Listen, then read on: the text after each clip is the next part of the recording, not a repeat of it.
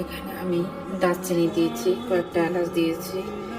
এখন দিয়ে দিব মেথি, যেহেতু মেথিগুলো ভালোভাবে একটু মশলাটা হতে হবে। তারপরে এখানে আছে জিরা আছে আর আছে মৌরি, দুইটা একসাথে আমি এখন দিচ্ছি। তারপরে এটা হলো কালো জিরা, কিছু জিরা মিক্স হয়ে গিয়েছে। আমি সবগুলো উপকরণে ভালোভাবে পরিষ্কার করে মুছে নিয়েছি, বেছে নিয়েছি।